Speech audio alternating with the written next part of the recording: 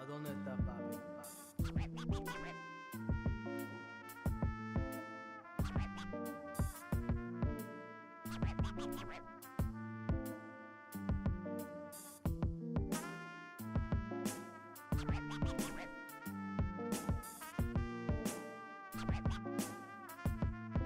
¿A dónde está papi?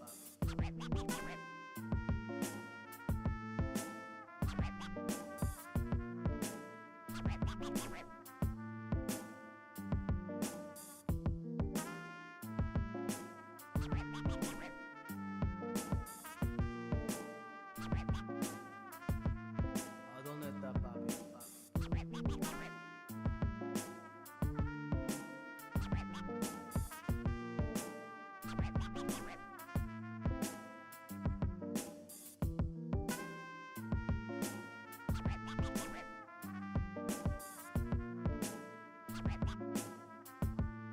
¿A dónde está papi?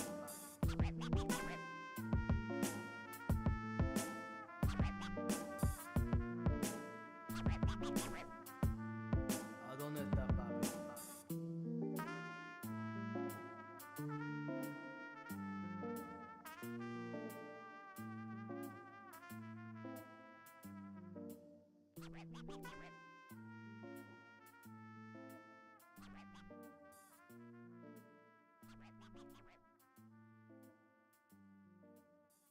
¿A dónde está papi?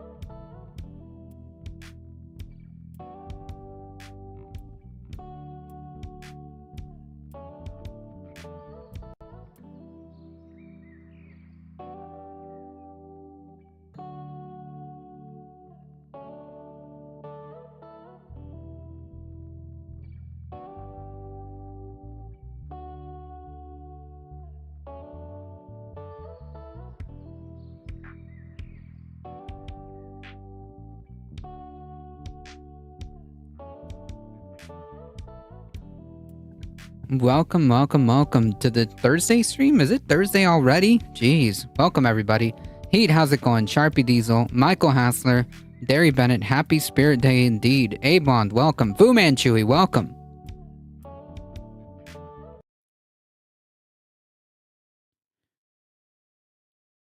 It's going way fast, that's true.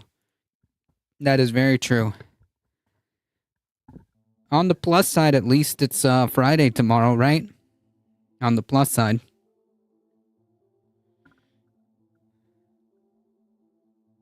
Weekend's almost here, folks.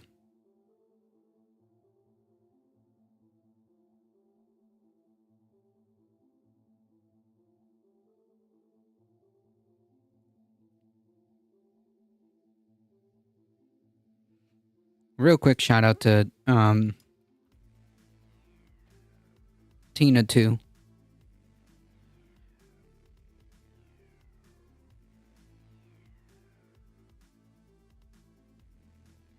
All right, folks, we got a few things to go through, and we got to keep this. We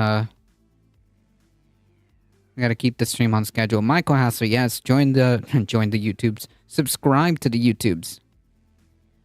It's funny because subscribing here is a different thing. All right, folks, let's get the show started.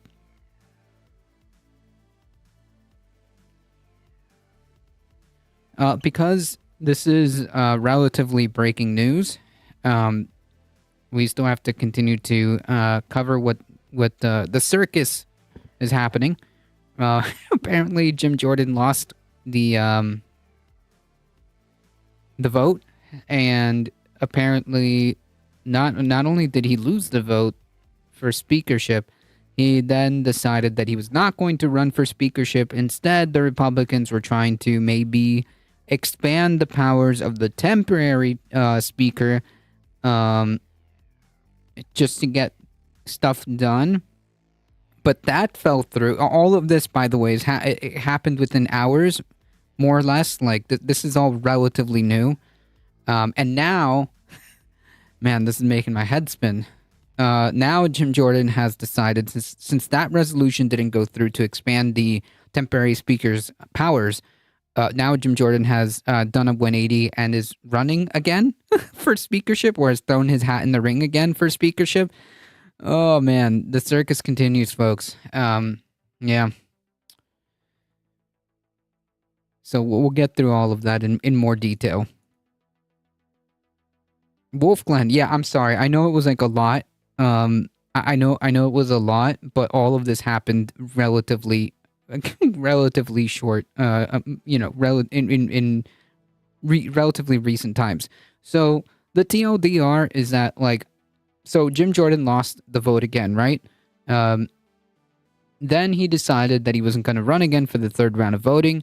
Then they decided that instead, why don't we expand the powers of the temporary speaker to get stuff done? And then, since that didn't go through because they couldn't even get that done, they decided, that, Jim Jordan decided that he's going to run again. Round 3, that's where we're at. Yeah, the Whig Party. Oh, man. Yeah, the circus continues, folks.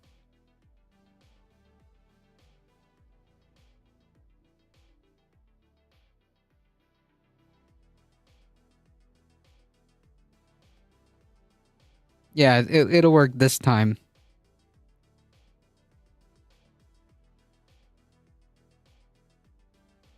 It'll work this time.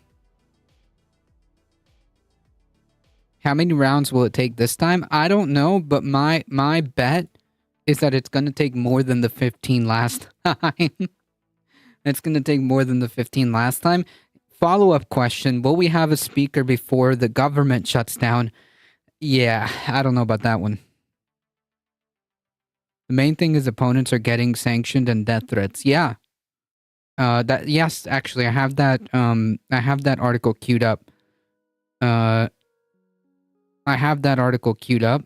No, that's not it. Hold on. Come on. Yeah. Yeah, this is unironically happening. Um, so yeah, phenomenal stuff, huh? Are you watching Jordan round 3? Is it happening now live? Because that's not going to happen. I guarantee you that Jim Jordan's not going to win the third round either. Echo Rusted Dragon, how's it going?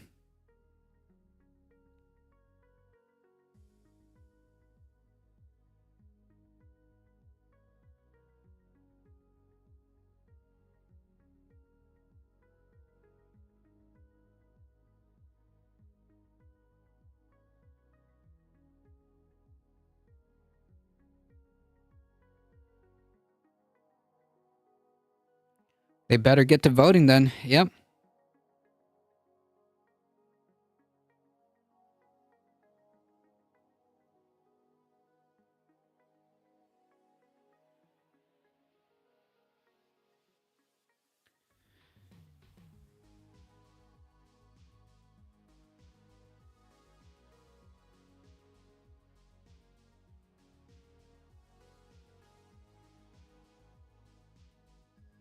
This is getting idiotic, and we need some stability at this time. The largest issue I have with this, other than the sheer incompetence and other utter failings that Congress is now having on behalf of the American people, is the fact that now... Yeah, just again, I don't know, like, if you guys can see it, this is coming from Fox, okay? Phenomenal stuff. We just are trying to scramble to get the best of what's around. That because it took forever, because there was an explosion, essentially, and civic discord there on the Hill, because everyone has been wasting time and wasting our money this entire time. Now, just give us someone, please, just fill the position. So we are now settling for something that should have actually taken robust thought. Hey, why don't you settle on Jeffries? And the weigh-in of constituents. It should actually be held by the best person for the job. And instead, we are being woefully, inadequately disserved yet again because they couldn't get their act together. We don't have time for this. Can I add one quick thing? Wait. Who's that responsibility owed to? Or who's that responsibility? Whose shoulders is that responsibility on? Oh, that's right, the Republican Party. What makes zero sense. Don Bacon voting for McCarthy yesterday and today. Jordan was Kevin McCarthy's right hand. He was his lieutenant. If you like McCarthy, you like Jordan. That's the upside down, backwards ass world that these Republicans are living in. I think she means back ass words, because that's the only way you should say that. If this is real, Jordan is big L on round 3. Yeah, no, he's not gonna get the votes. This was the second.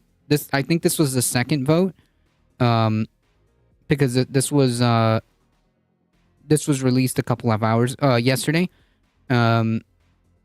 So no, this is the second vote. The third vote is not going to be much different. If you ask me, I don't think they have it. Is there a live vote going on right now? Hold on. C-SPAN. Let's see.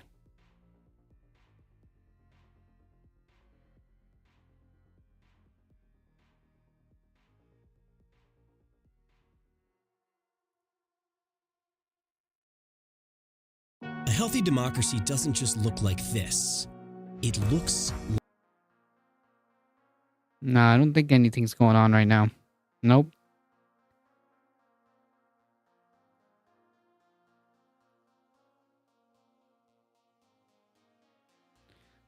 This is, why would Hunter Biden do this? Yeah, I think what we really need to be discussing is Hunter Biden's,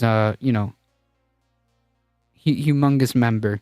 Which, by the way, apparently, a new member, double entendre there, a new member of the Biden family was revealed, not that long ago. This is the 199 to 12 to 22 job. I think that was the first round, right? That was the first round, or did the second round almost end up the same? Nope. Yeah. Okay. So they're not doing the voting. When you have these woke revolutions... Woke revolutions. Okay. That scathing commentary that you just listened to about Republicans came from Fox News, of all places. And as you can tell, they are very much fed up with the whole speaker debacle. Now, at the time that they were having that conversation, it became clear to them that Jim Jordan was not going to have enough votes to become speaker again. And Fox hosts have made it abundantly clear that they are sick and tired of the bullshit and they want it to stop. But since it's not stopping, their frustration is spilling over into their commentary. Now, in case you missed it, phenomenal memes. Oh, the first one was okay. Gotcha. Only one vote changed? Wow. Sad.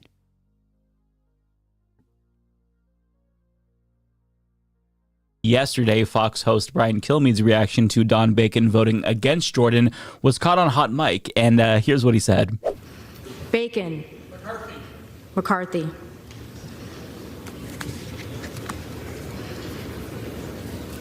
Dumbass.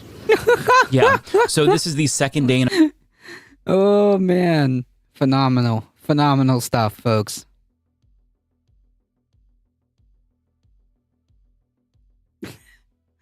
Oh, man. Oh, there was a missing Republican for the first vote. Gotcha.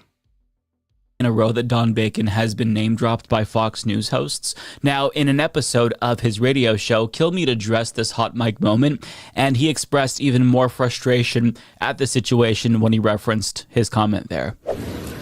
Dumbass. So I was on set of Outnumbered. We were taking the vote live, and this guy votes, Congressman Bacon doesn't vote for Jim Jordan, and it just after the 2 weeks to think about where Republicans were at, we watched him lose 20, but that was the first.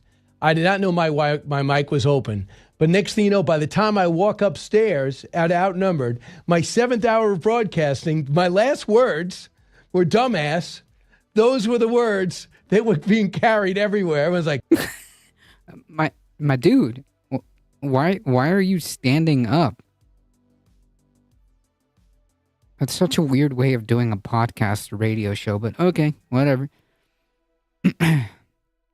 There isn't 5 Republicans that are willing to vote for Jeffries. You know what? I don't know, but another way of putting it is like, are there not enough Republicans to abstain to make that 217?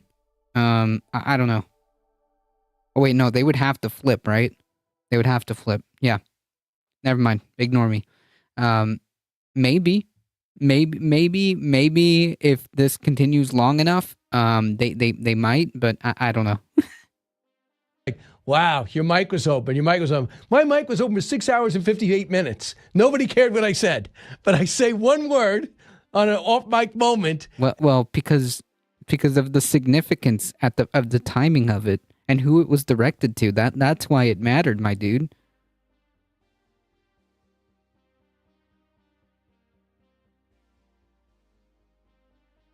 That's true. They would also get death threats. Oh, 100%.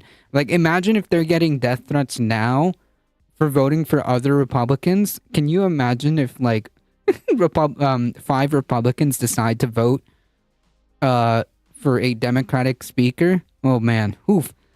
Oh, boy. Ground level news, welcome. House Park stands up when he streams on Twitch, and it makes me uncomfortable. I just don't get it. Like, it doesn't make any sense. If you're, I mean, you know, you, but if you're like a podcaster or like a radio host or, a streamer, and I guess in some cases you may be a combination, I don't know. Just, hang tight, sit down, find a comfy chair, you'll be all right. It's just weird. It's just bizarre. That's all. And everyone's like, wow, can't believe you said that. No one's really upset that I said it. No one said I'm wrong that I said it. I am No, it's hilarious. That's what it is. It's a perfect demonstration of the Republican Party's incompetence. Okay? That's why it went that moment went viral, dude. That's why. Stunned. I've never seen somebody commit political suicide, a group of people commit political suicide like this. And then after 2 weeks of therapy, people going home on their own and coming back, they're still doing the same thing. Yeah, so needless to say, the claws are out for Don Bacon, but we'll talk about why he's still not supporting Jim Jordan in a moment. But first, I want to talk about the actual vote, because Jim Jordan ended up faring worse this time than he did in the first round, with Washington Post reporter Mariana Sotomayor explaining he was only able to flip 2 Republicans to his corner over the last 24 hours, but he lost 4 more during that time frame as well, with 22 colleagues voting against him. In other words, it is not looking good for Jim Jordan currently. So I'll tell you what the plan is going forward, but first I do want to issue some clarifications about my video from yesterday. So we watched this video of Republican Ken Buck explaining why he voted for Tom Emmer instead of Jim Jordan. I guess my first question is, do you really want Tom Emmer to be Speaker? No, I don't. I don't like Tom Emmer. I figure this would be the worst job in America. Mike Rowe would not want to do this for his TV show. So if you watched my video from yesterday, you'll know that I enjoyed that clip specifically because of how petty Ken Buck was being. However, after I filmed that segment, he took to Twitter to clarify that he was only joking and Tom Emmer is actually his friend. Now, for some reason, I didn't pick up on his sarcasm, even if it seems obvious in retrospect that he was just playfully hazing his friend. Well, no, it sounded genuine, and given the situation, yeah, I think anyone, including myself, just now, he fell for it. Okay? So, yeah, no, dude, that's totally on, the other guy. I forgot his name already. That's totally on the other guy. I mean, given the political, like, situation right now, yeah. But I didn't detect it. And additionally, we talked about Mike Rogers, aka Toupee Guy, who said there was nothing that Jordan could do to get his support as Speaker of the House. And I used that quote to demonstrate how vociferous opposition to Jim Jordan was. But it turns out Mike Rogers ended up voting for Jim Jordan after all, something that I completely missed and didn't think to look at. So major thanks to YouTube commenter J-Boy, who pointed this out and provided viewers with some much needed clarification. Sometimes it's difficult to get the most up-to-date information when the situation is so volatile and these videos go up hours after something takes place, but I always try my very best to be as accurate as possible, and whenever I fail in that regard, I do my best to correct the record, so I do apologize for inadvertently misleading viewers in that regard. But with that out of the way, the question is, what's the plan for Republicans going forward? Yeah, like, that's a phenomenal question. What is the plan here? Yeah. Memo for the records. No, it's sarcasm if you take Ken Buck's view of government like Parks and Rec. Oh, man. Ken Buck is a dumbass. He was my congressman before the redistrict. Sorry to hear that, sir. Well, it is difficult to say, but one of the options, as discussed yesterday, which has not changed to my knowledge at the time that I record this, is to enhance the power of McHenry temporarily, and it seems like that idea is still being circulated. However, Jim Jordan himself came out strongly against it. What do you make of these calls to introduce a resolution to empower McHenry to be the Speaker pro tem on a permanent basis? Would you support that? I don't think that's the right way to go. I think we should get a Republican Speaker. I got 90% of the Republicans in the conference who supported me. Would that help buy you more time? No, I mean, I think we should get a Republican Speaker. I've been very clear about that. I think that's where the conference is. That's what our rules suggest. So let's get a Republican Speaker. And wait. What party is McHenry from? What? What party is Patrick McHenry from?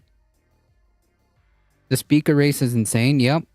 Welcome, Surfer McGritty. Someone stole my username, man. Good Morbin. Well, yeah, afternoon, but close enough, I guess. Depends on where you are.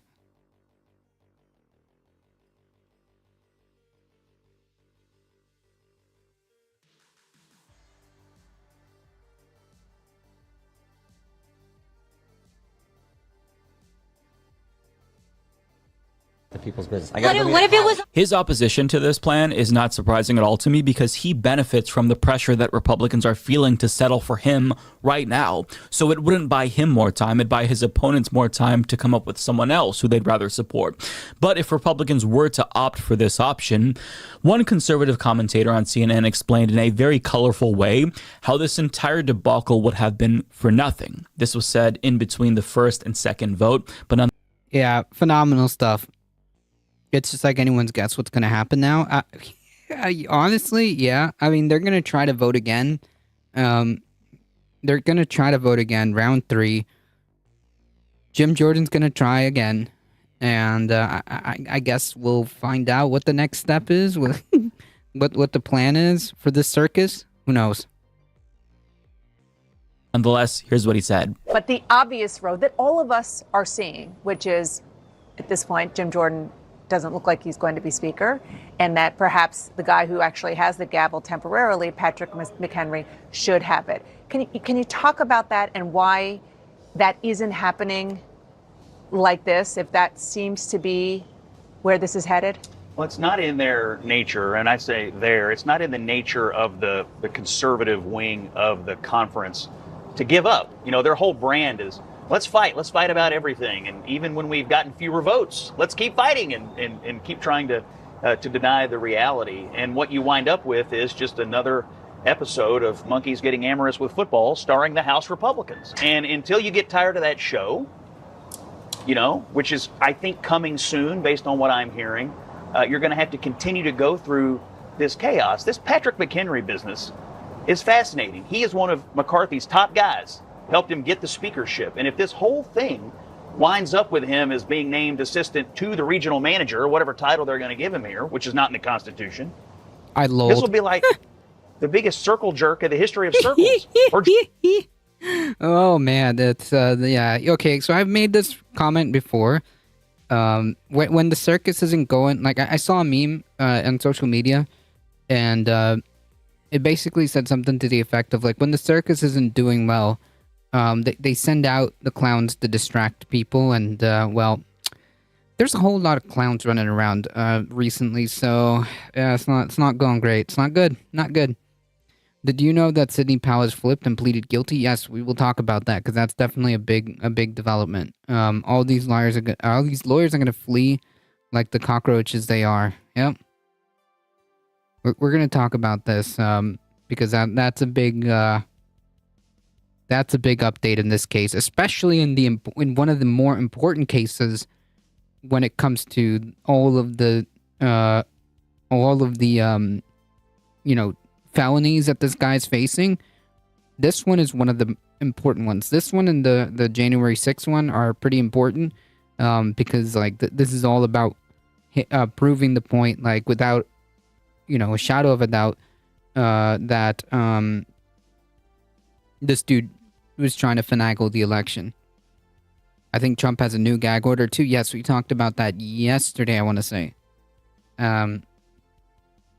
Which he then went to immediately talk about on social media. Okay. Jerks. I mean... Hey, how's it going?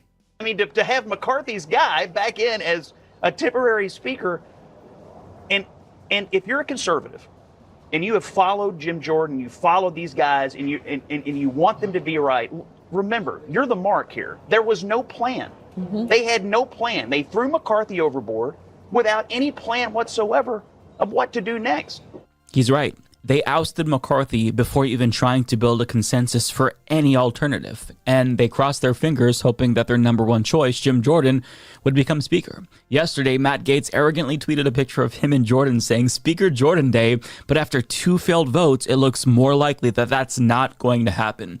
But he's continuing to dig his heels in, retweeting Dan Bishop, who argues the proposal to empower the Speaker pro tem is not significantly different than electing Speaker Hakeem Jeffries. It is coalition government between the Democrats and the Republican big spenders. What's the worst thing that could happen? Oh man, this is you know what? I really have to solve this this soundboard problem because like this is like some Curb Your Enthusiasm theme song memery going on. Man, there's been so many opportunities that I could have used that soundboard because honestly, like, you can't make this up. The more I watch Congress, the more I keep wondering if the computer simulation is real. Well, coin flip on that one. Waiting for Sidney Powell to release the Kraken. Well, she might have to. She might have to on under oath.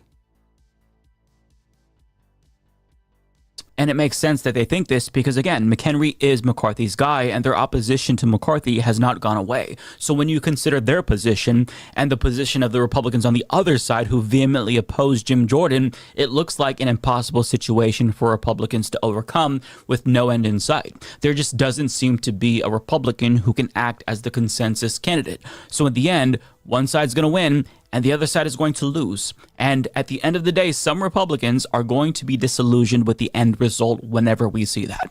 So it's a very bad situation currently. But yesterday, we did talk about Jim Jordan's pressure tactics and how they rubbed some Republicans the wrong way.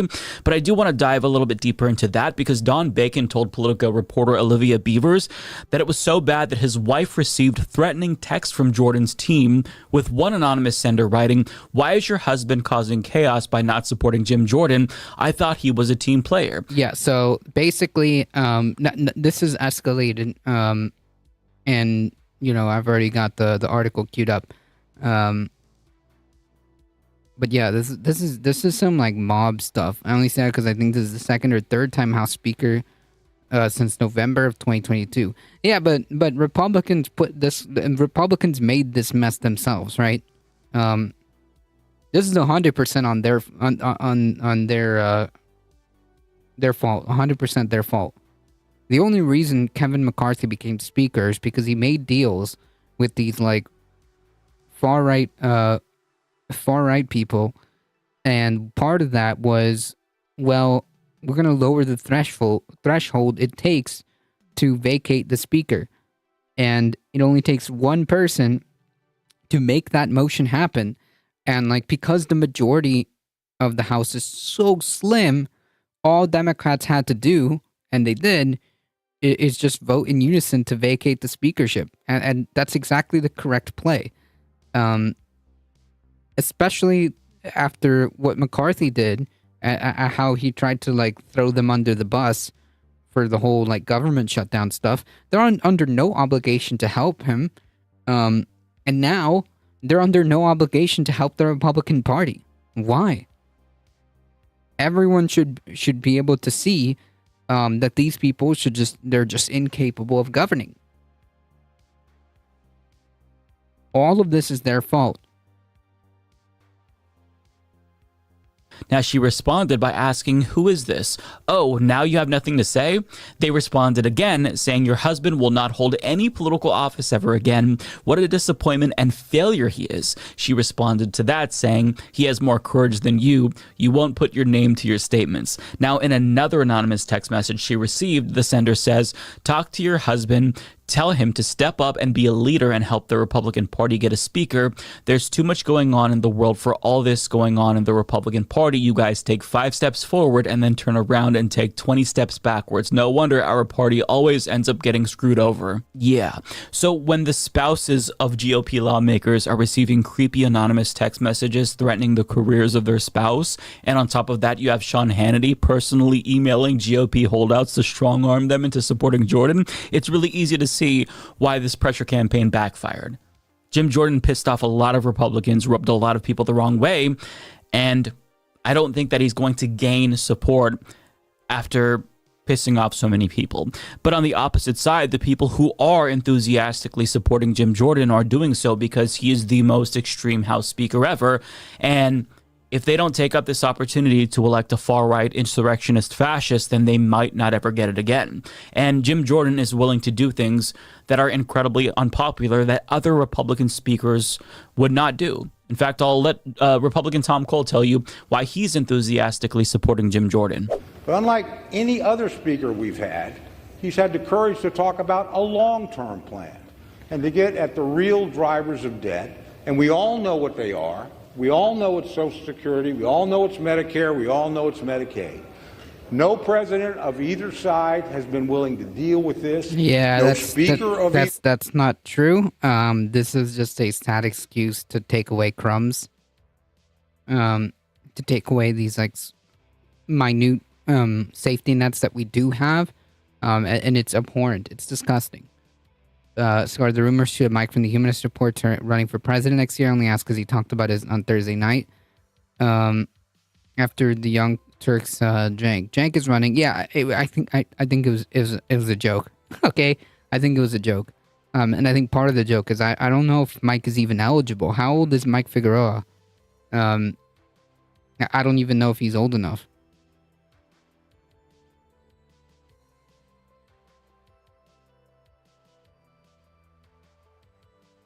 I'm running too. Well, congratulations. Look at that. Heck, I might even throw my hat in the ring, or I guess in this case, my beanie. I guess I'll throw my beanie in the ring. I think he'll be 35 in January of 2024. Oh, so he might. Oh, okay. Well, actually, he'd be more eligible than Jank. Someone stole my username for 2024. Either side has been willing to deal with this. My friend, our former colleague, John Delaney, and I offered a plan. I still file it every year. John's not here anymore. To go back and do in 1983 what we did then and address Social Security. We never can get any help. This is the guy that wants to create a debt commission, a bipartisan debt commission. Yeah, this is the guy that wants to really work on gutting Social Security and Medicaid and Medicare. That's what we want. Okay, no one like I mean, so here's a question. Like, why are we even pretending that there are such things as moderate Republicans, right? Why are we even pretending this? I'm just sitting too fatigued to run. Welcome, Conscious Canuck. In 1983, there was a F-ton more union workers. True. And get at the roots of our spending problem. That takes courage. Yeah, true. The root of the spending problem is Social Security and Medicare or Medicaid. That's exactly it. Never mind the how many hundreds of billions of dollars devoted to the military. Never mind that. And look at them, they're clapping. It is very bold of him to just admit on national television in front of everyone that he is supporting Jim Jordan specifically because Jim Jordan, unlike other Republicans, is willing to cut Social Security, Medicare, and Medicaid. And they all clapped.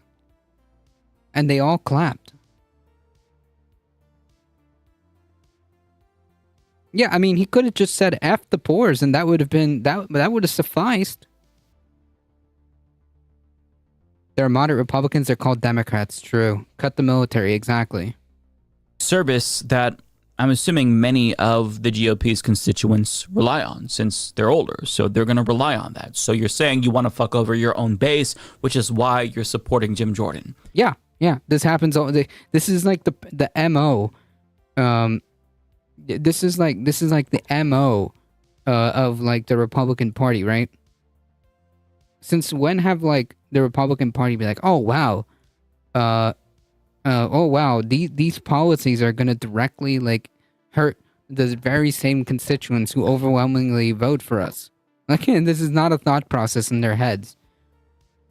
I was off a little. Mike from the Human Support turns 36 this past July. Okay, so he is eligible. Okay. No, I honestly think it's a meme. It's a joke. I don't think he's actually running. Spread it forward. Welcome. There aren't many politicians I can agree with nowadays, completely out of touch with reality boomers. I mean, yeah, true. I can't disagree with that. Even if Jordan does get elected, Biden would veto any bills that cut Social Security. Exactly. And none of that would go through the Senate anyways, right? Like, it wouldn't even reach Biden's desk to even be vetoed. It just wouldn't.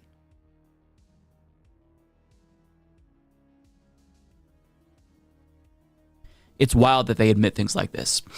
So obviously the party is still in shambles and chaos continues to unfold. But while all of this happens, while the shit show continues to get worse, in the background you have a Kevin McCarthy still unbelievably trying to scapegoat Democrats for all of this chaos. And so what I see, though, is there's no chance in the world that Democrats can ever say again that they put people before politics. They made a political decision to try to bring chaos, to shut down a branch of government. What? And that's wrong. No, wait. Wait. Hold on 1 second, because this is hilarious. 1 second. One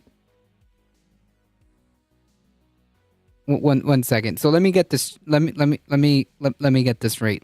So you're blaming Democrats for the chaos that your party created because you agreed to the conditions that caused said chaos to be speaker, to rise to that power, to rise to that high power office, right? So, what? Is this really like the play that he's going with? See, Automod thinks I should be banned. No, Automod is keeping the chat family friendly. That's what Automod's trying to do. Congress can overturn a veto with enough power. Yeah, but that's not... they're not in that position. There's no way they have a super majority to override a veto. It's just that right now, Congress is so gridlocked that, yeah, it's not... It's very unlikely. Alio with the 12 biddies, I'm sorry. Thank you. If you run into a room full of GOP politicians and scream end Medicare, Medicaid, and Social Security, 85% of them would fall down in orgasm. True. If McCarthy didn't agree to it, we'd still be voting for a speaker. That's true. That's true.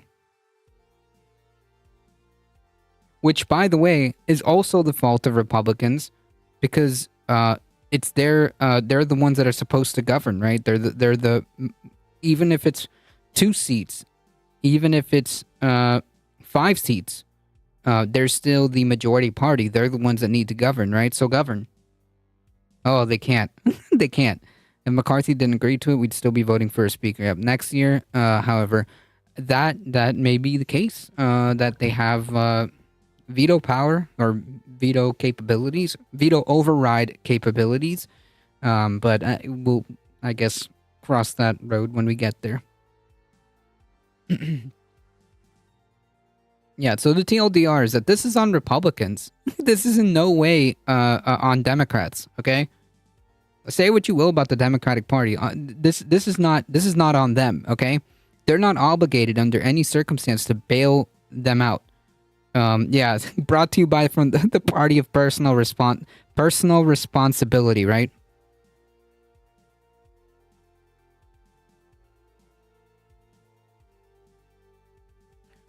There are a few things Congress loves more than a short-term solution to a long-term problem, something to help it forestall difficult decisions and paper divisions in hopes that at a later date these problems will magically disappear. House Republicans can't even agree. Upon trying that right now, the 22 Republicans voting against Jim Jordan for House Speaker Thursday brought one of the most embarrassing episodes yet in the GOP's arduous 16-day quest to find a speaker. Yep. They should all be forced to retire, and we should get a whole new set of candidates to vote on, a reset rule if you can't choose how to lead. I mean, that would be pretty cool, right? Like a no confidence, but like wholesale, because like the Congress is so beyond effed that they're just like, all right, we're gonna hit the reset button, hit nuke it, all right, nuke it and start all over again. I wish like we had a public ability to give like Congress a no confidence, and they have to like reform essentially Congress from scratch. I don't know, like the unironic nuclear option where you rebuild Congress.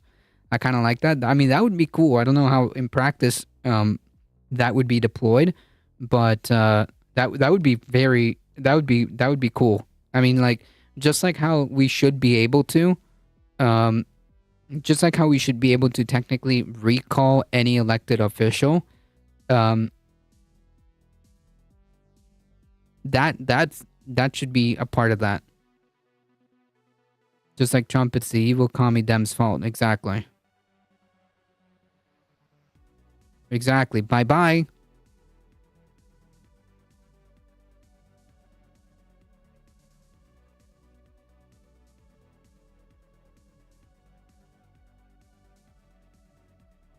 Yes. Unreal. Now, that is not the first time that he has blamed Democrats for this, and it probably won't be the last, but it makes him look so unserious when everyone can see with their own 2 eyes what's going on. Yeah, and again, Democrats under no circumstances are obligated to bail them out on this one, okay?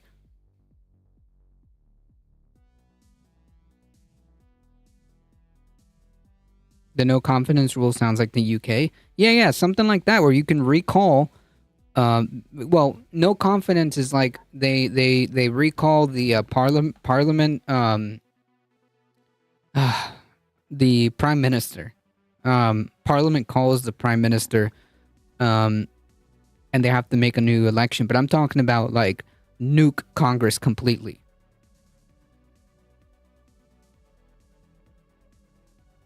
Problem is, some districts are Democrat infinity and are infinity, so you wouldn't be able to recall them. Yeah, the logistics of it, might be a little tough. But the concept of being able to have a little bit more power over the representatives that are supposed to, represent you. Yeah, I don't know.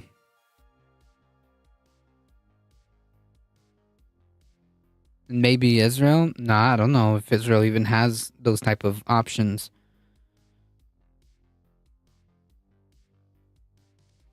Q Bennett, Marjorie Taylor Greene shutdown. Yeah, we'll call it the Marge shutdown.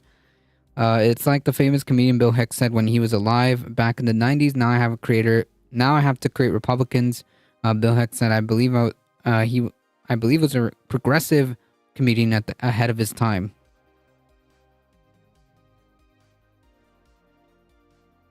Yeah, I saw. That's funny. The chaos is still being driven by Republicans. They still don't have a speaker.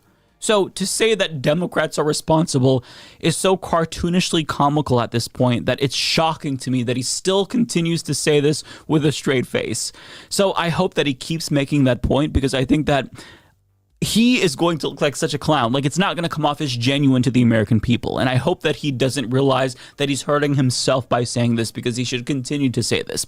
So at this point, though, everything is up in the air. We really don't know what's going to happen going forward, and I'm not sure if a third vote is even coming soon, but Politico is reporting that detractors of Jim Jordan are actually expecting him to fare even worse if there's a third vote, with an anonymous House member expecting him to lose 10 to 15 more votes in a third round, which could be... Oh, man, this is wild. This is wild. But her emails, that's right. Forever. No vote today? I don't think so. I didn't see anything, and I think Michael Hassler confirmed it. No, I don't think there's going to be another vote.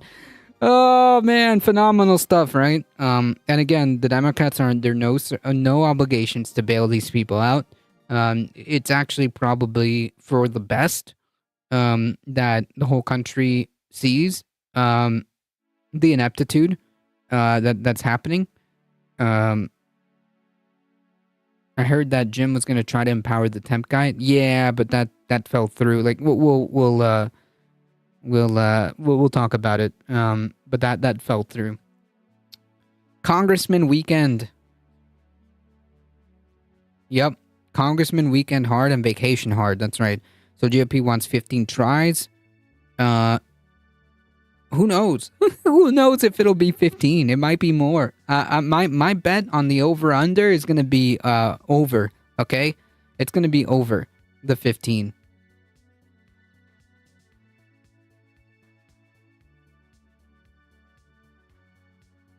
Yeah, you see, this is why I need my soundboard, okay? Does Trump get 30 tries? Nah, just 4. He's just 4.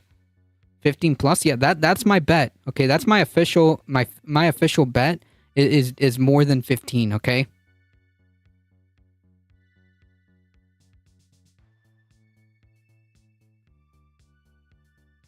My bet is shutdown. You think it'll go all the way to the shutdown? Sheesh. I think you mentioned that. I might have forgotten, but yeah, that would be rough. That would be rough. The last nail in his coffin. So if there is going to be a third vote, it'd be wise for him to not rush it. But either way, there's still no end in sight. All of this chaos is going to continue. The shit show will go on. And I'm glad, because this story is continuing to entertain me. And I think that during these really dark times that we're in, entertainment is something that is important. So long as Republicans continue to act like buffoons, I will continue to talk about them, because I think that we need some comic relief in this time. So thanks, Republicans. I'll continue to broadcast your stupidity for everyone to see. Nice. All I want for Thanksgiving is a shutdown. So will Biden have executive orders or SCOTUS step in? Well, they can't. SCOTUS has absolutely nothing to do with the House and the shenanigans of electing a speaker. And while Biden can make executive orders, they're also, limited. He can't pass a budget by himself,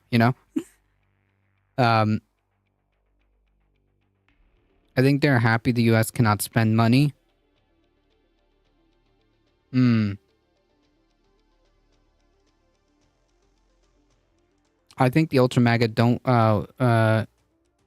not want a House because they want a shutdown because then there's no spending and they can kind of spin that as a positive. Yeah, I guess. Pete Davidson was pretty funny on SNL if you need some real comedy. No, I haven't watched that. I haven't watched SNL in a very long time. The U.S. Senate, they have no purview. They have no purview on what happens in the House. Some people are happy that the U.S. is not spending money. Well, the government needs to function to provide services because if not, then what's the point of a government? This makes no sense. Also, that has a huge economic implication. Should it actually get to that point, that's not a good thing. Dictator Trump for life is the plan. Sheesh, you're not wrong there. No, the Senate can't override anything. The Senate has absolutely no deal. I don't know how to say it. They have no influence, jurisdiction, power, whatever you want to call it, over what happens in the House. The MAGA want the people to go to the money to the people first, not anywhere else. Wrong. Wrong, dude. Wrong. Did you not hear the guy saying that he wants to cut, that the reason why he wants to elect Jim Jordan is because he wants to fuck Social Security and Medicare? Did you miss that part? Where he was like, yeah, I want to destroy those programs. I want to gut those programs because that's where all the debt is going. Whatever, dude. Luckily, he is old and should have a stroke any day based on his BMI and food habits. Send Mitch McConnell in, he'll sort everything out. Or have another stroke, I guess. I don't know.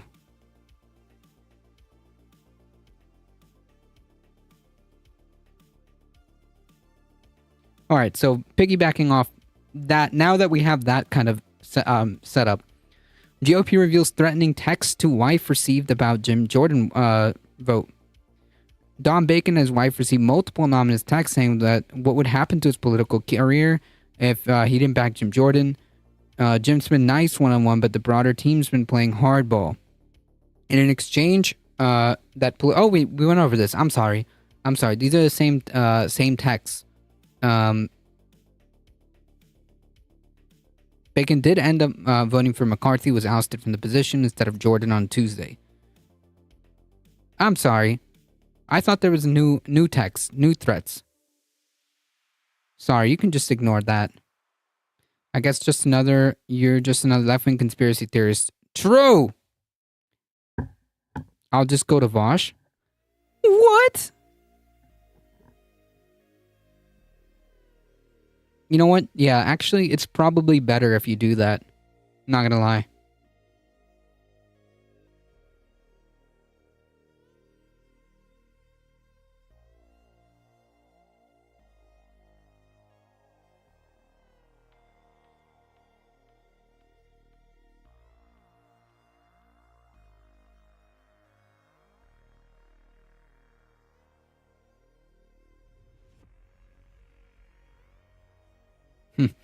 Yes. Just another left-wing conspiracy theorist, so I'll just go to another lefty. Okay? What? Alright. Cool. Sorry, you can ignore the other story. I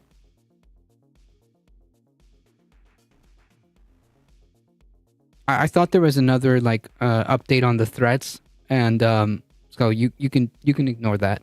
House GOP abandons plan to empower the temporary speaker. I believe somebody asked me about this. House Republicans are abandoning the push to empower the temporary speaker, Representative Patrick McHenry, after it faced fierce pushback from within the party today. As they left nearly a 4-hour internal meeting about the idea, multiple Republicans said that there was virtually no path forward. The proposal, which may still come back for a vote at some point, would have allowed McHenry and the GOP to reopen the House after 16 days without a speaker. Many Republicans view this task as critical given pending deadlines on government spending and an imminent White House aid request for Israel and other nations in crisis. I know it's off topic, but it'll be sad when Jimmy Carter, our former 39th president from 96, passes on. I watched a month ago from Tom Hartman, the Tom Hartman show at 99. He's been in hospice care with his grandson. Yeah, but also, like, Jimmy Carter is, like, super old. Dude's lived, like, a full life. It certainly does not have the support in conference to bring it to the floor. It would have to survive with Democratic votes, said Representative Kamak. We're currently sitting on a tinderbox, so to do that, it would set the fuse that would certainly end in civil war with the GOP, as if it isn't already that way. Okay, whatever. And I don't believe that anybody wants to do that. Byron Donalds summed it up succinctly. The resolution is dead. The latest setback for the Republicans who have floundered in this near total bedlam. Floundered? I'm gonna go with floundered. In near total bedlam since 8 Republicans joined with Democrats to oust the former speaker 16 days ago. No member of this conference, including Speaker designate Jim Jordan, currently has the votes to win over the speaker's gavel. The abrupt about-face on McHenry's resolution after the momentum behind it had grown steadily for days leaves the GOP yet in another dead-end rut. Some Jordan allies suggest that he could force a third ballot on the floor, though multiple Republican lawmakers have warned that his opposition will only grow on another vote. Talks are ongoing about a potential alternative approach that could accomplish the same goal as the resolution from Representative David Joyce, but Republicans are warning against bringing anything to the floor unless it has a majority of the conference in support. The language that has been floated is dead, mostly dead, said Representative Armstrong, a Jordan ally. This can't be one of those deals where we have Republicans voting no and hoping yes. It just can't be, so we better have some resolve in how we're doing it. Oh boy. Yeah. Joyce insisted that he is not entirely pivoting away from his plan, pointed to the pockets of the GOP conference that remain adamant about being able to move legislation on the floor in the coming days and weeks. I didn't hear it was dead. I think there's some folks in there who wish it was dead, but I think the overwhelming majority of people in there agree that we can't continue down this paralysis when the world is on fire. Well, you don't really care about that, do you? Conservatives in particular praised Jordan's decision not to pursue the idea of empowering McHenry, an idea that emerged from the GOP's more centrist wing. That's not a thing. That's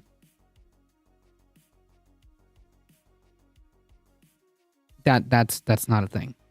I think that's a good thing. The House of Representatives need a speaker, not a speaker light. I don't support using temporary powers for McHenry, said Representative Gates.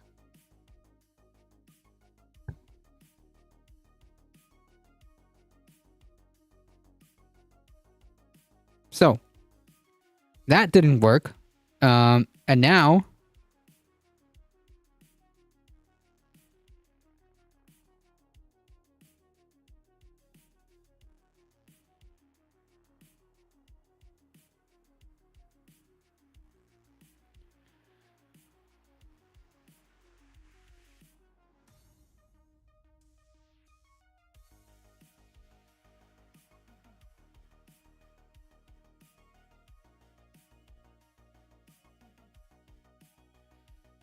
if Jim Jordan gets speakership, it'll be exactly like or worse than having no speaker at all, only louder.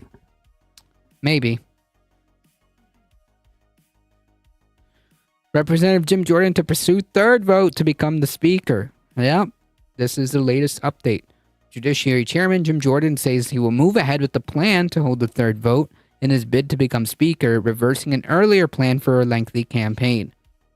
Jordan could seek a vote as early as Thursday, today, but he told reporters he needs to consult with his wife and speak with the 20 members who voted against him on the first ballot earlier this week.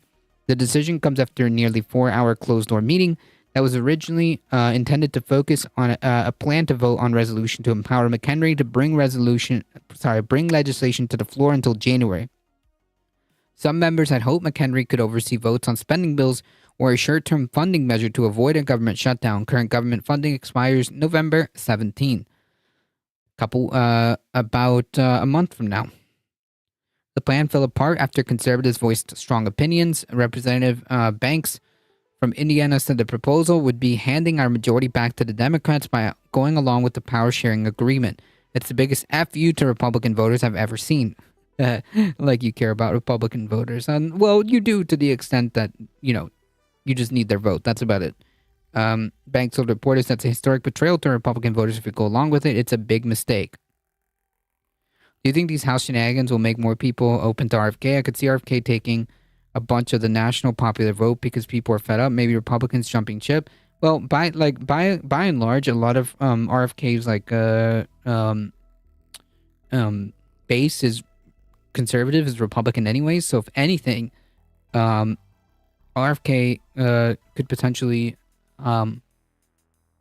help by sapping some Republican votes, since basically his core base is just basically Republicans, basically conservative.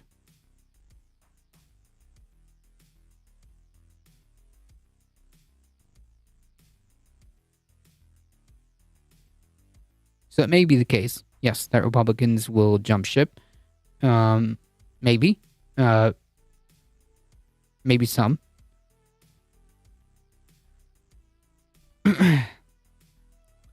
Representative Greg Murphy said he was leaning towards opposing the plan. We need a speaker. I do believe there are other folks who can get the 217 votes. So that's where we're at, folks. Complete incompetence from the Republican Party. No ability to coalesce around anyone.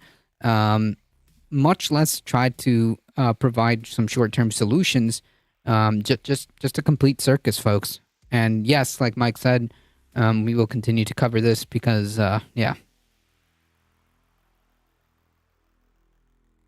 they will not get reelected. Yeah, if they go with the Democrats, yep.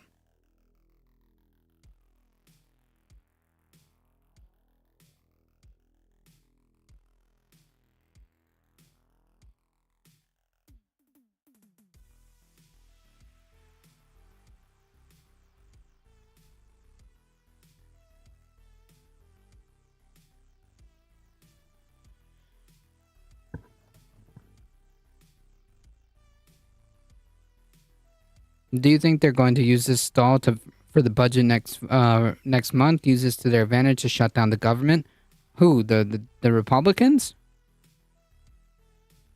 This is bad for them.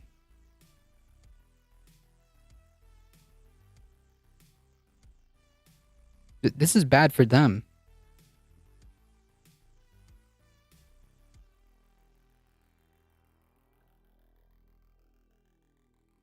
Because there's no speaker? Yeah, but this is on them. This whole entire circus is on them.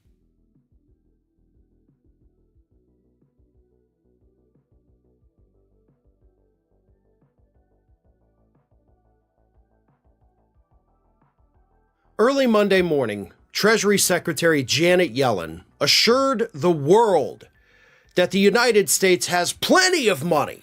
She says we certainly have enough money for another war. Here's her statement. Oh! America can certainly afford to stand with Israel and to support Israel's military needs. Yeah, this is so angering. I just think that this is another tactic they will use. I mean, they can try, but I don't think that there is a scenario where they come out of this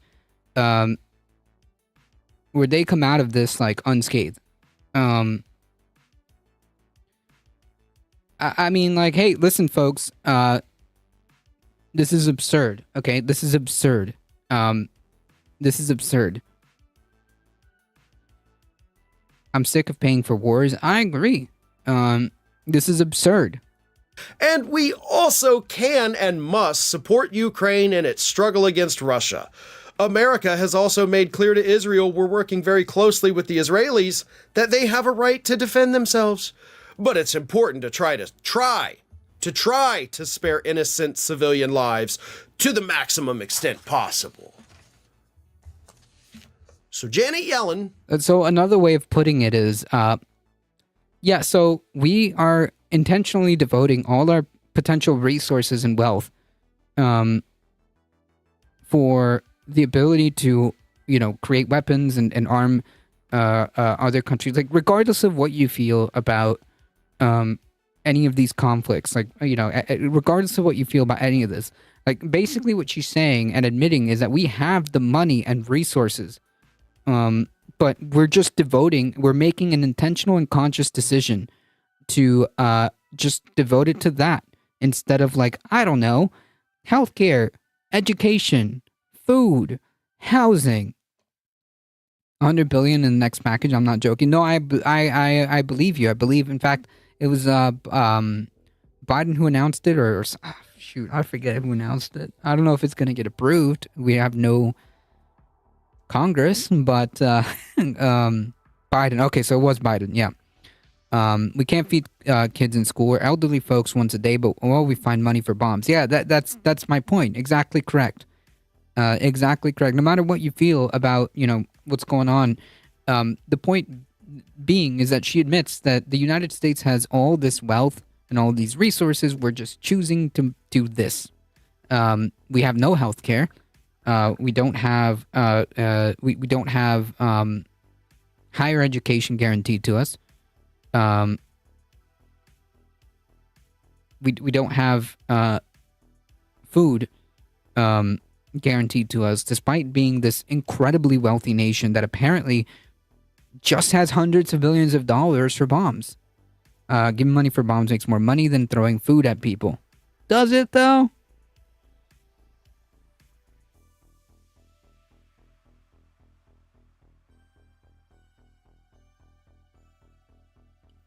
Finance lady out there talking foreign policy, like, oh, don't worry, I'm in charge of the money. We got plenty of money for war. And, we've kind of told them, hey, if you don't have to kill civilians, try not to.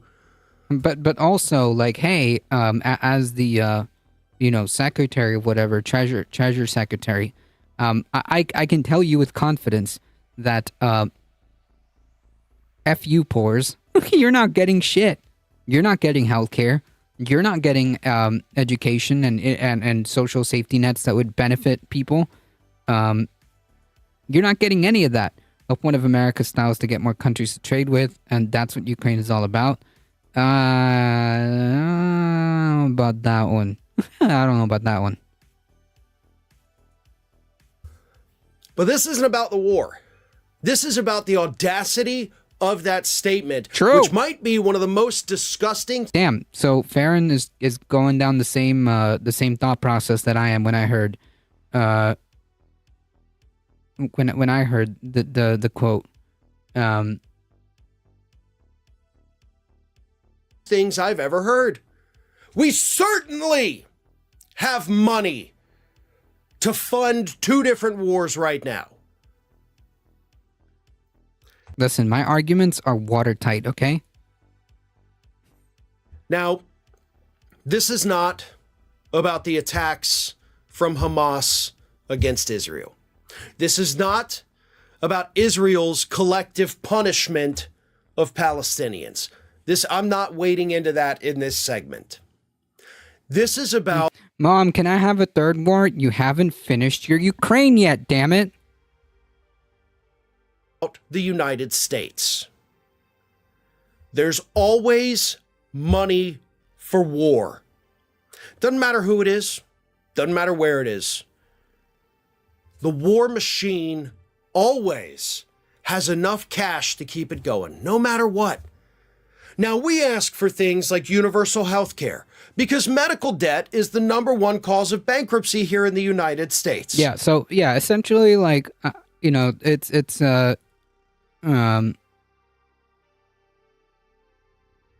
going down the same process, the same thought process. I'm just jumping the gun.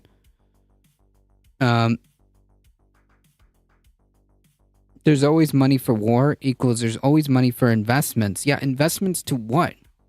Investments in making, like, how many body counts we can rack? I don't understand. War is an investment. Yeah, I guess if you consider, like, strong arming other nations, sure.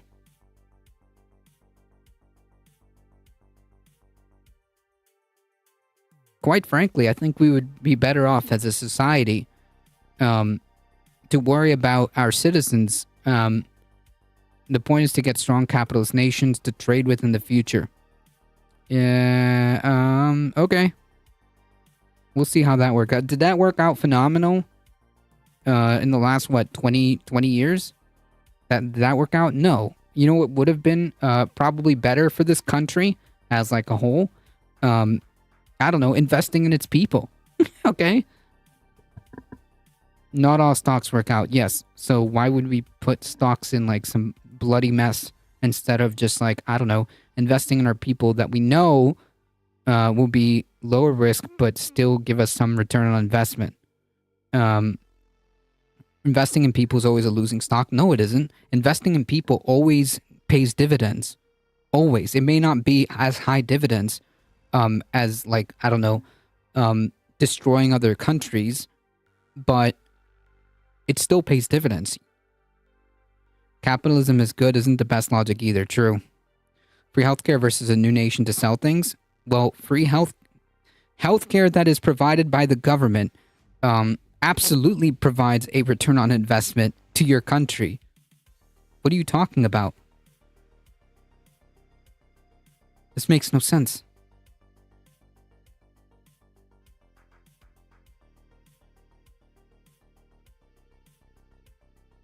Are you trolling? No, I don't know, actually. I don't know. It's hard to tell. Tens of millions of Americans, I think actually well over 100 million Americans, have medical debt of some sort. I have medical debt right now. I'm not a communist. Well, gee, thanks. We noticed. We noticed because you're completely okay with the current system. Creating a healthy internal infrastructure with healthcare, housing, and education would pay itself 10 times over. Yeah, there absolutely is a return on investment. I'm just saying what's happening. I'm not idealist. I don't think I'm being idealist either. Like, do you think that this is like some fantasy land that's impossible to do? Something that's already been done across the planet? You think that that's new? My ideas are new? Okay. But we can't afford universal health care. We can't afford debt-free college. We can't afford student loan debt forgiveness. I think you live in a land with no economic thought. True, dude.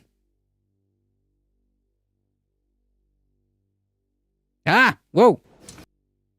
Early Monday morning, calls of bankruptcy here in the United States. They tell us every time we bring it up, a Green New Deal, student loan debt forgiveness. We don't have the money for it, they tell us every time we bring it up. A Green New Deal? We can't afford to take action on climate change and create a better life and prevent thousands of premature deaths each year, which is what those investments would do. No. We can't spend money to save lives, but we can spend money to kill people overseas. We've always got money for planes. Also, wait a minute. I'm sorry. I just like snapped out of it for a second. I'm sorry. Why do I give a shit if whether something has a return on investment or not? The government here, like the government by definition, isn't designed to be a fucking business and make money. Okay? That's not the government's job. The government's job is to fucking govern and provide services like healthcare, like infrastructure. Like, sorry, it took me a second to get there, but Jesus Christ. Yeah, like, what? What is this, like, return? Like, why are we even having this conversation? The government isn't there. The government isn't a fucking business. Oh boy. All right, sorry. Let's move on. And tanks and bombs and drones and guns and bullets and everything. But no, you cannot have universal health care. It's not in the budget. We don't have it. No, we can't protect the environment. 11.5% of the American public, over 39 million people, live at or below the poverty line here in the United States. 11.5% of the population. Student lunch debt is a thing in America. And we are constantly told that no, we can't afford to give kids free lunches.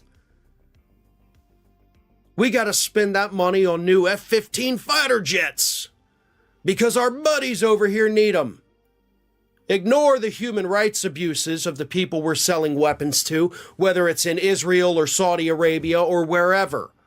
You only say to save money part to disarm the capitalists? That's true. That's a good point. We don't care about their histories of doing those things. We just want the money because we love money and we have lots of money to do these things. But I'm sorry, American citizens, we don't have money to take care of you.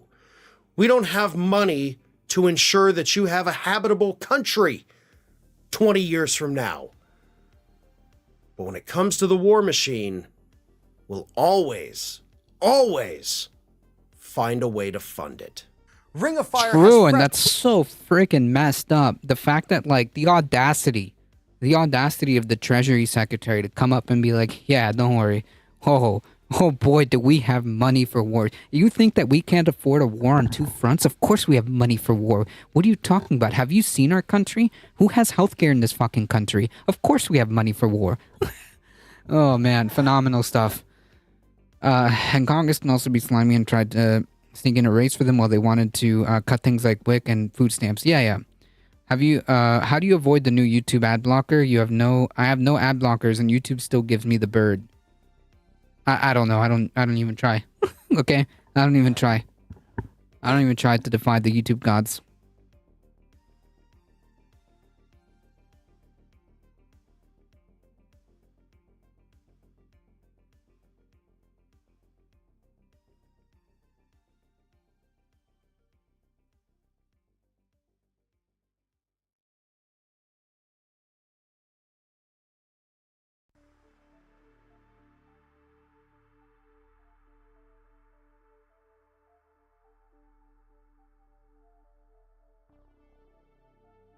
uBlock works, but you gotta keep it updated. Gotcha.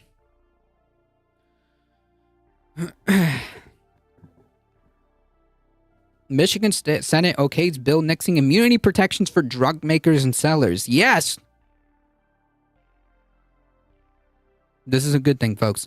The Michigan Senate voted yesterday to nix a state law shielding drug makers or sellers from lawsuits related to their products, removing one of the strongest liability protections for pharmaceutical companies in the country. The 28-year-old immunity provision has prevented the state and its residents in the past from participating in some class action lawsuits against drug companies. The Democratic-controlled Senate passed the bill 30-8. It now moves to the House, which is also run by Democrats. In prior years, under Republican control of the Michigan legislature, the legislation has moved through the House, but has hit blockades in the Senate. It gives me hope that Michigan will no longer be the only state that prohibits its residents from seeking justice when they're harmed by a pharmaceutical product, said State Senator Irwin of Ann Arbor.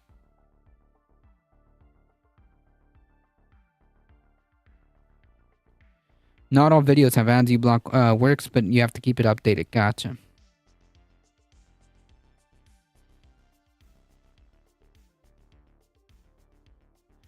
The all or nothing arguments about socialism versus capitalism is the most annoying part about online politics. Well, the thing is that, like, a lot of times, it's hilarious because, like, a lot of times, these people, people who are, like, completely diehard capitalists, end up, like, completely with egg on their face, understanding nothing about how capitalism works. They often create this caricature, this fantasy land of what capitalism is, and don't fully understand it. A lot of times. What's it? The Dunning-Kruger effect? Thank you for the follow. I appreciate that. Nikki Goldhart.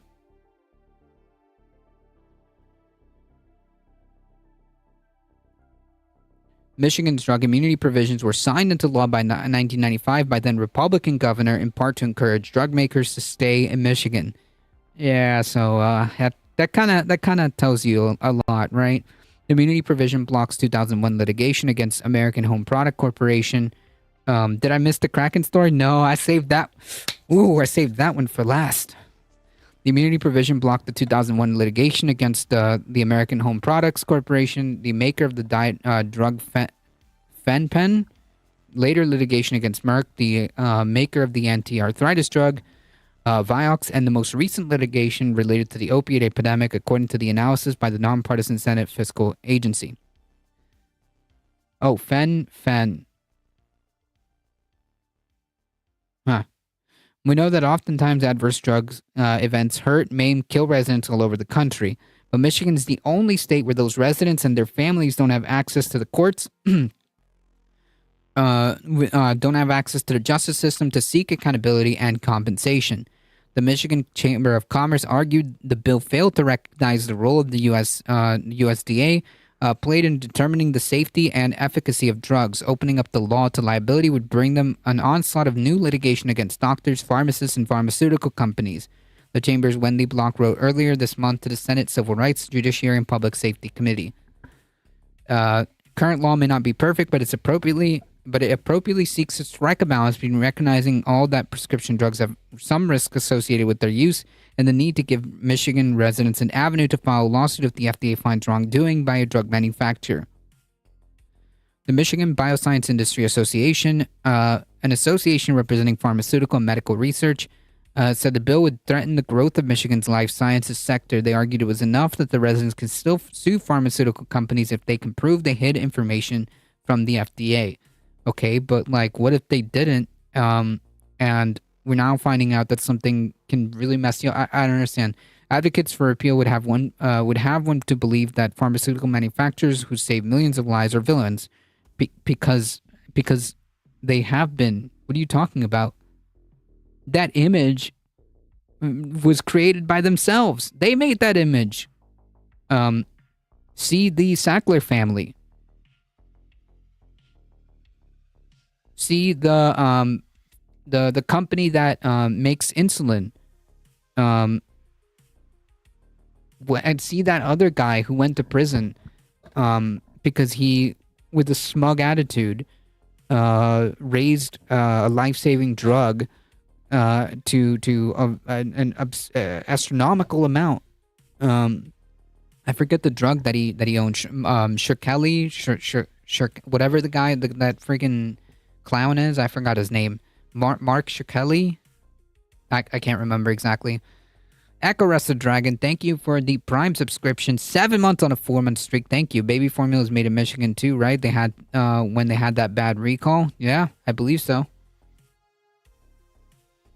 Yeah, Scradley, whatever his name is. That clown. Absolute villain. Yeah. Martin Scradley or whatever. Yeah, absolute villain. That isn't to say that some drugs that have been created are bad. No, that's not true. The pharmaceutical companies are the problem, right? I use AdBlock Plus on Firefox. It bypasses YouTube's new anti-blocker. Good to know. You like to say who dis, yeah?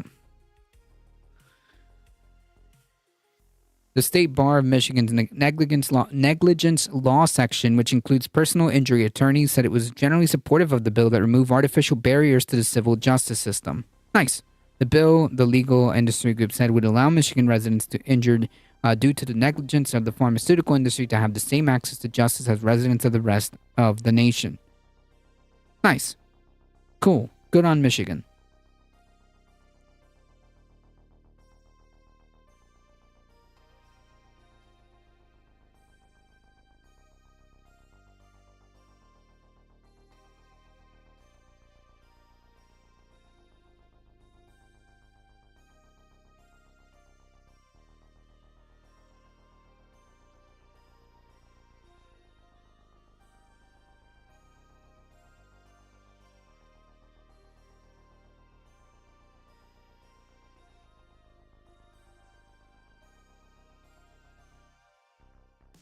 All right, folks.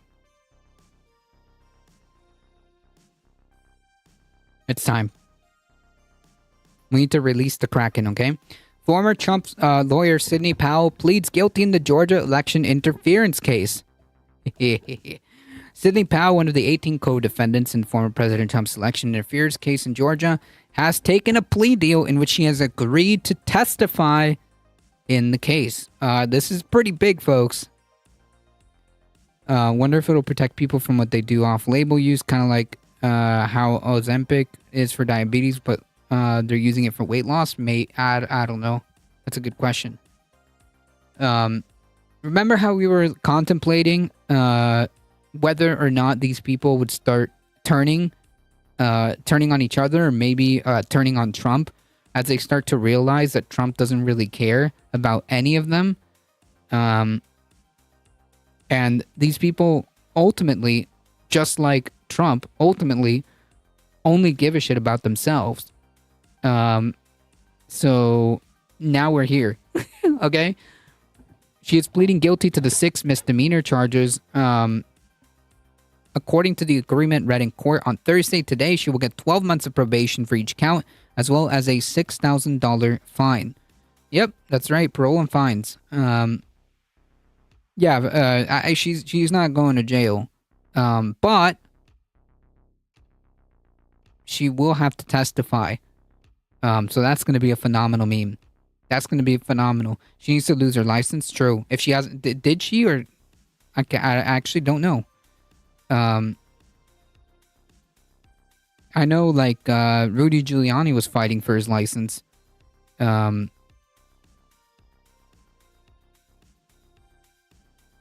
6 years on probation is a thing, apparently. But yeah, she definitely should never be able to practice law ever again. 36,000, that's 1 hour for Trump. Yep. Misdemeanor means no license lost. Wow. I mean, she must have some goods. If they're giving her this nice deal, she must have good information. Given like the nature of the entire like case, given the nature of the entire case, she must have some type of goods, especially if they're giving her a slap on the wrist, like Heath said. Rational National did a video already? Nah, I'm doing a video, okay? Hi, Mark Bartlett, Sandy Hook Promise here.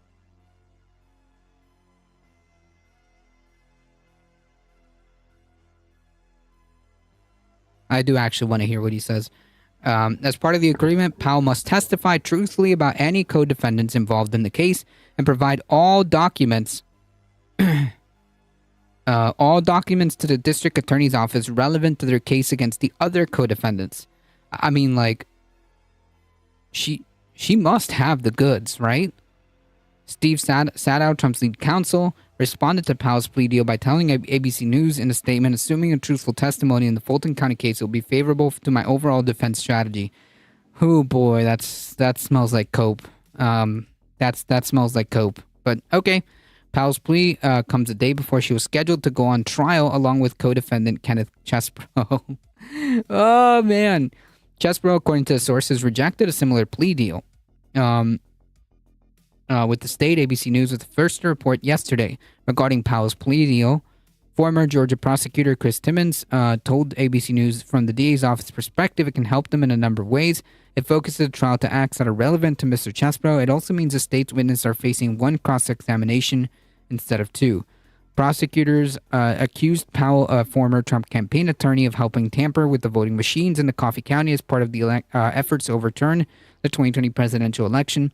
She is not to have any communication with any of the co-defendants in the case or members of the media per terms of her agreement. She'll also have to write an apology letter to the people of the state of Georgia, which you have already satisfied, McAfee said during the hearing on Thursday, today.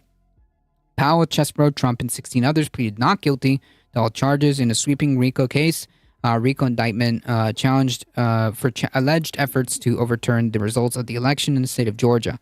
Powell is the second defendant in the case to strike a plea agreement after the Georgia bail bondsman Scott Hall last month took a plea deal in which he pleaded guilty to tampering with the voting machine equipment and received probation in exchange for agreeing to testify at the trial of the other co-defendants. Damn. Oh man, they're flipping faster than the alleged votes were flipped, huh? How about that? Chesbro, an attorney, is facing 7 counts after prosecutors said he drafted a strategy to use so-called alternate electors to prevent Joe Biden from receiving the 270 votes in the Electoral College for the 2020 election. According to the indictment, the race election is scheduled to get underway on Friday. Yep, phenomenal memes, folks. All right. I actually do want to hear what David Dole has to say on this one. Come on. Is Sidney Powell, one of the top lawyers that was working for Donald Trump after the 2020 election. She is pleading guilty in the election subversion case. Well, how about that? Sidney Powell, one of Donald Trump's top lawyers during his 2020 election claims that the election was stolen from him, has now pleaded guilty. So in this video, I'm going to break this down. I'm going to show you what this may mean for Trump. And I'm also going to go down memory lane with a clip from Sidney Powell when she was first putting out her crap. And oh, please tell me it's the Kraken. Please tell me it's the Kraken clip. It was always clear that she was completely full of trash. She even admitted this herself 2 years ago. So we'll get to that as well. But let me first get to what this...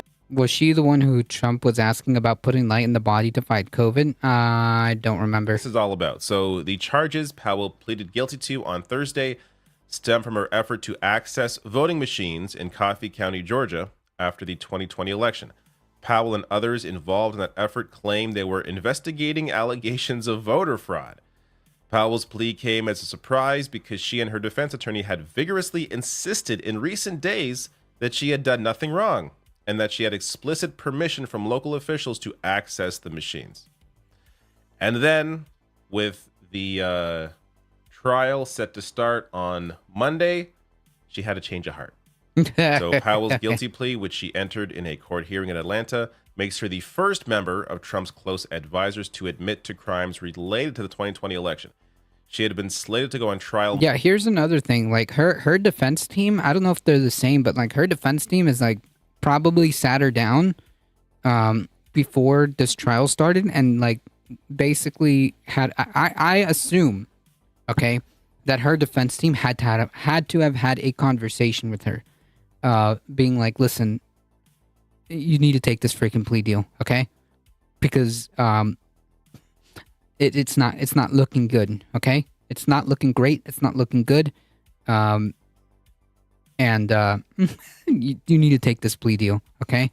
Well, the only thing that's going to happen to you is you get a slap on the wrist, and you have to tell the truth. That's it. Tell the truth, slap on the wrist, and you get off. Monday in Fulton County on charges that she joined Trump in the alleged racketeering conspiracy and helped engineer the breach of election equipment in a Georgia county.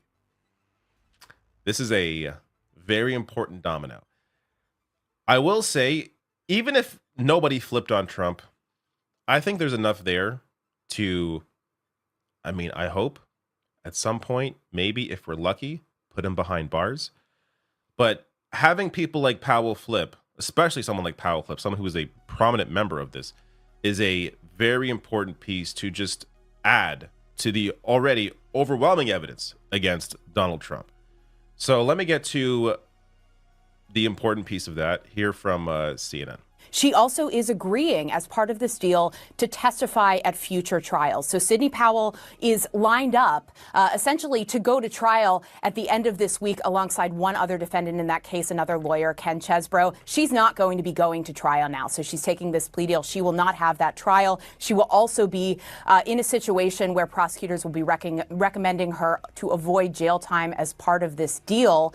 But it's significant that not only is she avoiding the trial, not only is she putting in this guilty plea, that she is very likely to become a witness against Donald Trump and the others as they go to trial in Georgia. Wild. And like part of her plea agreement is that she has to testify, meaning she has to tell the truth under oath, right? Oh boy. Whew. All right. A lot here at stake, not only in Georgia, but also in the federal court in D.C., where another criminal case against the former president exists and where Sidney Powell has been identified as a top co-conspirator there. And so what this means for Donald Trump going forward is it's not good. Not good. Believe me, not good. Oh, come on. I need a soundboard. Jesus. Not good. That's a wonderful place to end that clip. So here you have what's it called? The chickens coming home to roost? Yeah. Or is it the hens? No, it's the chickens coming to roost. Somebody's roosting something. So you have here Sidney Powell being served up on a plate for this entire case in their bid to do everything possible to get Trump, even though they clearly have enough already. But why not add, another rooster or chicken or something on the pile? So I'm just in a good mood because of this story alone. If I ignore everything else going on in the world, everything's fine. But here we have, this is Sidney Powell on November 15th, 2020. So this is shortly after, of course, the election. Here she is on Fox News at the time. Fox News, their Sunday show. So this is like one of their flagship important Sunday, or the Sunday morning show. And check out what she was saying at the time. Because we're fixing to overturn the results of the election in multiple states. And President Trump won by not just hundreds of thousands of votes, but by millions of votes. I said that on his Discord the other day. I'd like to think he read it. Yeah, we'll go with that one. That were shifted by this software that was designed expressly for that purpose. President Trump, he definitely won the election by millions of votes. This is where she was blaming the Dominion voting systems, which at the time, this is back in December 2020, they were demanding Sidney Powell retract the baseless election claims, which, in case you forget how amazing these were, this is millions and millions and millions. Made several public appearances claiming without evidence that Dominion's machines were involved in an international communist conspiracy to commit voter fraud and rig the election against President Trump. Specifically, Powell claimed that the company worked with Hugo Chavez, the late Venezuelan dictator. Yes, the late. The man not alive. And employed machines with a vote-flipping algorithm. God. So she was then sued. I was forgetting the word for a second. I'm like, facing a lawsuit? No, she was then sued by Dominion for defamation. And facing defamation, Sidney Powell's defense of this says no reasonable person thought her election fraud claims were fact. This is the exact same argument that Tucker Carlson used in court when he was faced with a lawsuit, and for him it worked. So, I don't know.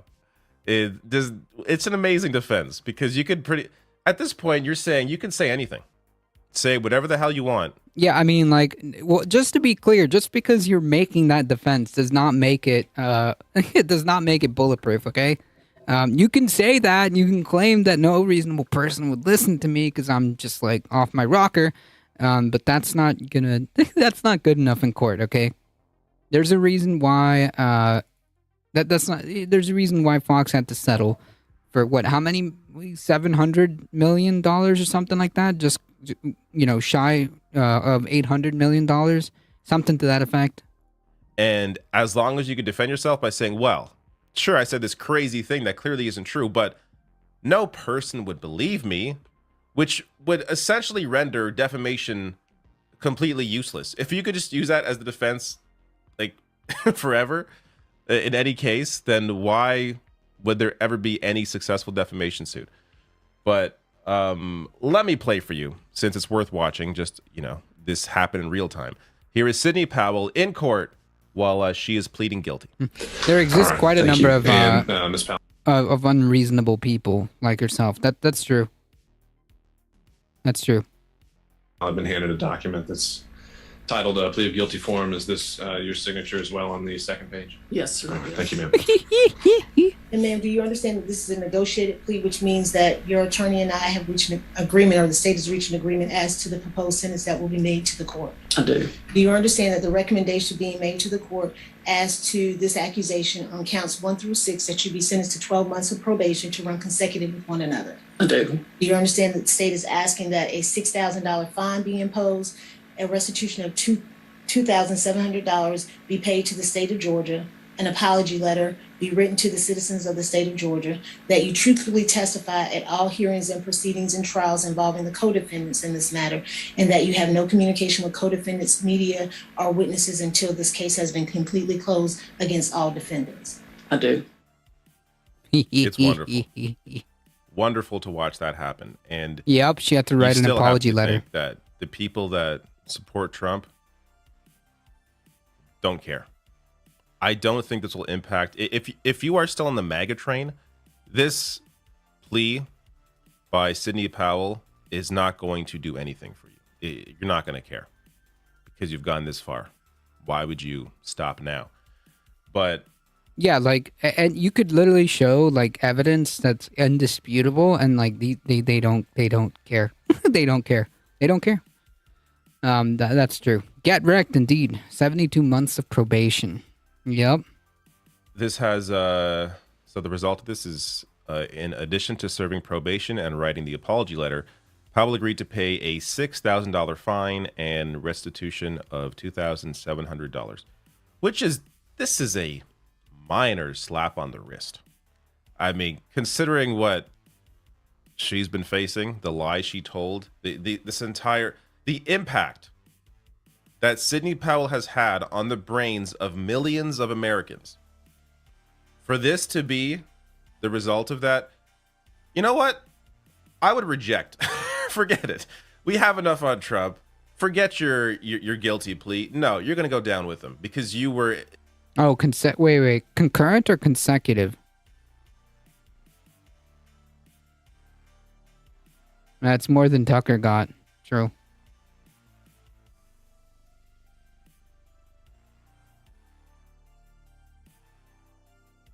Hold on.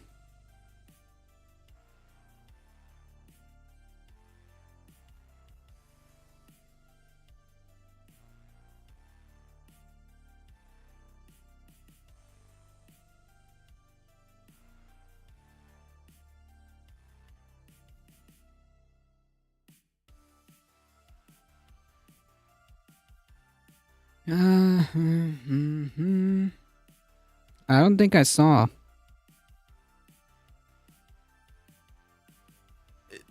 You were integral into this entire BS. But I guess they figured it helps their case against Trump. Oh, concurrent. Oh, okay, hold on, Chad. It's concurrent. Okay.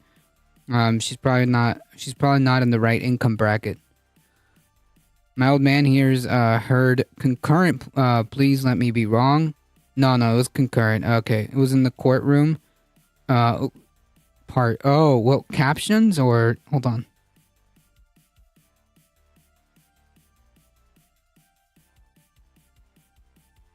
All right, thank you. And Ms. Powell, I've been handed a document that's titled Plea of Guilty Form. Is this your signature as well on the second page? Yes, sir. All right, thank you, ma'am. And ma'am, do you understand that this is a negotiated plea, which means that your attorney and I have reached an agreement, or the state has reached an agreement as to the proposed sentence that will be made to the court? I do. Do you understand that the recommendation being made to the court as to this accusation on counts 1 through 6 that you be sentenced to 12 months of probation to run consecutive with one another? I do. Consecutive with one another.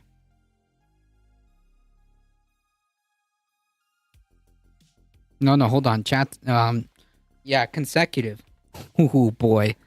Consecutive. Whew. In a RICO case, the one who flips first gets the best deals. It's incentive to get the others to flip more quickly. Gotcha. Nice. This plea by Sidney Powell is not going to do anything for you. You're not going to care because you've gone this far. Why would you stop now? But this has... So the result of this is, in addition to serving probation and writing the apology letter, Powell agreed to pay a $6,000 fine and restitution of $2,700. Gotta love the auto captions, huh? This is a minor slap on the wrist. I mean, considering what she's been facing, the lies she told, the impact that Sidney Powell has had on the brains of millions of Americans. For this to be the result of that, you know what? I would reject. Forget it. We have enough on Trump. Forget your guilty plea. No, you're going to go down with him because you... Well, here's the counter to that. Here's the counter to that. This is such a high profile case that the DA, the prosecution is going to have to come with so many freaking receipts that it is airtight. Their argument and their evidence is going to be like airtight. So all of this, like the more testimonies and evidence that they can provide, honestly, they should, especially when it comes to this such a high profile case, right? Because like the whole narrative that's being spun here is that, oh, I did nothing wrong and they indicted me. It's a political thing, right? That's the narrative that's being spun here, that it's political.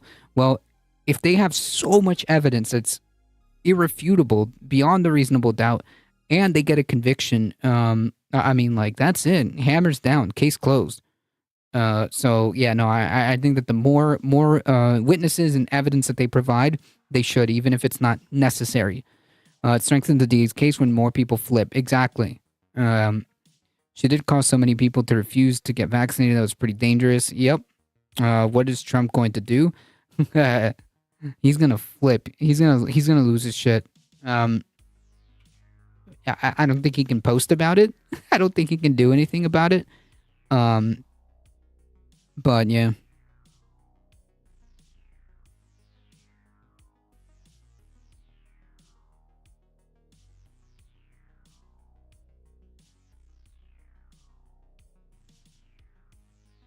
I would love to be a fly on the wall. Same. I don't think he can do anything about it. He's under that. Is it this case that he's under the gag order? I can't remember because he's got two. Seeing him rage and throwing plates and ketchup. Yep, that's probably what's happening as we speak. You were integral into this entire BS. But I guess they figure it helps their case against Trump. You're right. Sorry, you're right. January 6th case. But yeah, we'll see. Who knows? I'm glad she's admitted guilt, I guess.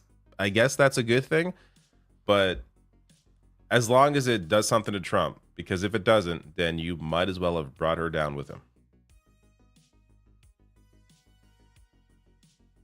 Yeah, like I said, you must have some kind of evidence, or her testimony is important.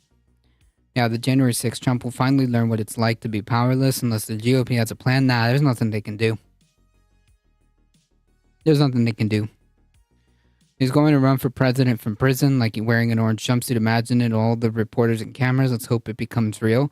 I mean, if he gets convicted and insists on running, that's wild. But I guess we'll cross that road when we get there.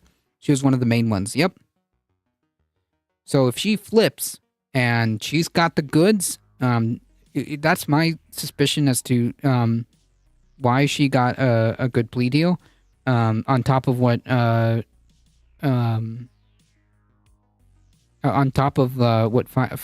said about like those who flip first usually get good deals too.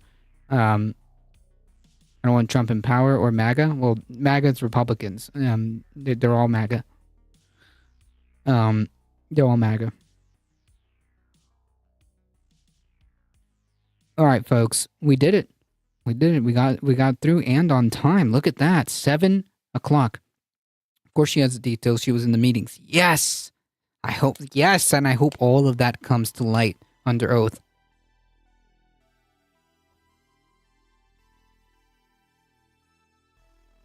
You got MAGA and Ultra MAGA. I mean, it's the same to me. It's the same. Like these Republicans who claim to try to distance themselves, or try to claim that they're more like moderate or whatever, they just end up, being, they just end up being like extreme voting and supporting extreme platforms anyways. So it's all the same to me. And it will be live. That's right. Folks, I got to get going. Thank you guys so much for the support. Thank you for all the subscriptions, follows, biddies. Thank you guys. You guys are what makes the channel grow. I appreciate it. If you guys enjoy the content, don't forget to hit the follow button. It really does help us out.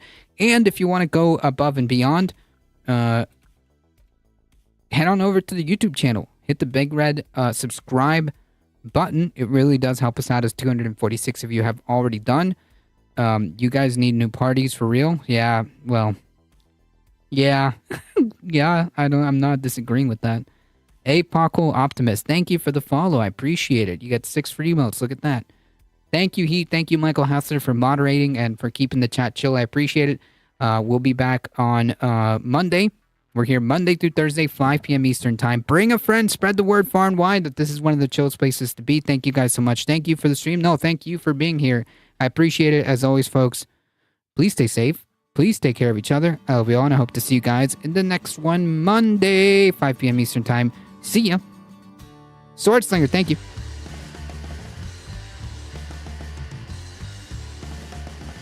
Hang tight, folks.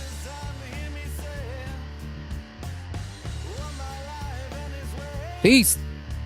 Happy weekend indeed. Hang tight, folks. We're heading out in 5, 4, 3, 2, 1. Thanks for the stream. You always close out my workday. I appreciate it. Thank you, Ground Level News. See ya.